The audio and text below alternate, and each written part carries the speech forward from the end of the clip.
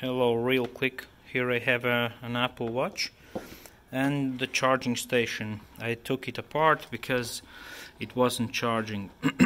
And interestingly enough, I see that not only the Chinese manufacturers but also the Apple ones remove the labels from the chips, that the ones who repair can't see what's the chip is about and what kind of chip it is used here.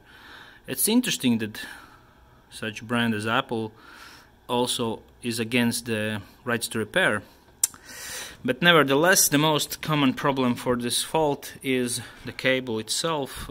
Here it usually bends over here, and so that it breaks apart. So that's why this charging system is not working properly. In this case I have two chargers, and both of them are Apple ones. This is as you can see, 5 volts 1 ampere output over here, output DC, and yeah, they are not working. I don't know, I think it's not worth to even open these two ones. I have another one which is not an Apple. It's a different kind of charger, meant for something else, and it had 2 amps, 10 watts, a bit powerful, but nevertheless the system works now fine. I tried it. Okay, I can demonstrate it.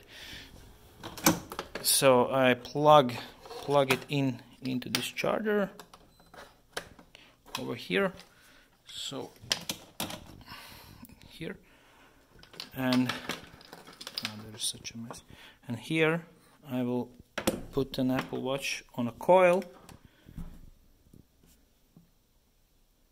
and you see it starts charging.